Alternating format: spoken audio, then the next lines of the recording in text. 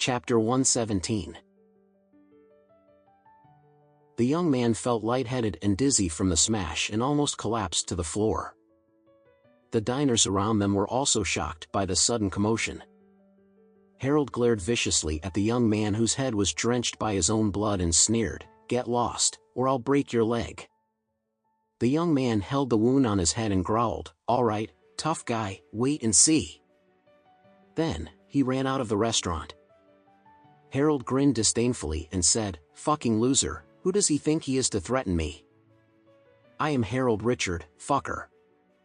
Then, he put on a smug look as he said to Mia, "There's always these annoying bugs everywhere you go, don't let him ruin our night. Come, let's enjoy our dinner." Mia's celebratory mood was totally destroyed after the disturbing moment. She simply nodded without a word. Throughout the dinner, Harold tried to lighten up the mood by striking conversations, but Mia wasn't entertained at all.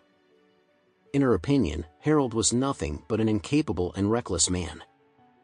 He wouldn't even be on her list even if he was the only man left in the world. Harold, on the other hand, assumed that Mia would fall for his charisma when he got his hands on the stupid bugger in front of her, but it was the complete opposite. Mia seemed to be a little more repulsive and disgusted with him. He was feeling depressed when he saw the annoyed expression on Mia's face. If she didn't like men who used violence, it would mean that he had dug his own grave by smashing the wine bottle on the young man's head, wouldn't it? Harold was equally dispirited throughout the meal. After their meal, he thought that they could go for a second round to get to know each other better, but Mia frowned at his suggestion and said, "It's getting late, I have to go back now. Thanks for dinner." A dash of gloom hovered under Harold's eyes. "Let me send you home then." Mia shook her head. "It's okay, I'll just take a taxi back." She couldn't be more clear that she wanted to draw a line with Harold.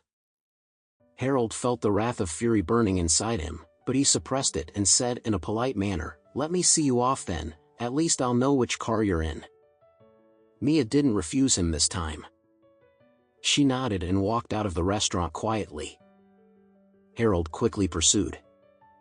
He was extremely agitated by the turn of events. Initially, he wanted to have a romantic date and confess to Mia, but the fucking bugger came along and ruined his chance. In fact, he seemed to have left a bad impression on her too. It was not his day. "If I see that fucking dog again, I'll kill him," Harold cursed under his breath. Meanwhile, Alex had just finished his dinner and was clearing the dishes away. Emma shrieked anxiously, "Alex, there is a supplier quotation in my bag. Did you see it?" Alex shook his head. "No, I haven't touched your bag since we came home." Emma fell silent for a moment, trying to trace her memory, then, she slapped her forehead and sighed. "Ah, I think I left it in the meeting room. I need to use it tomorrow morning. Mind driving me there to take it?" Alex chuckled gently. "Look at you, you're so exhausted. You go and rest, I'll get it for you." Emma sighed gladly and said, "Indeed, I'm worn out." "Thank you, dear, the file number is FYM 30041. "You're welcome, my dear." Alex grabbed the car key and went out of the door. On the other hand, Harold and Mia had just left the restaurant and were standing by the road. Mia was looking out for empty taxis when a group of studly men stormed out of 3 black cars parked on the side of the road and ran towards them aggressively. The men covered their faces with black cloth, holding steel pipes in their hands. They seemed to be coming after them for revenge. "Damn it!" Harold trembled in horror when he saw the men running towards him. Blood drained from Mia's face when she saw the scene too. She figured that these men were here because of the young man, and from the looks of it, they would probably die. Sure enough, the young man with the bloody bandage on his head stood up and shouted, "Damn it, go!"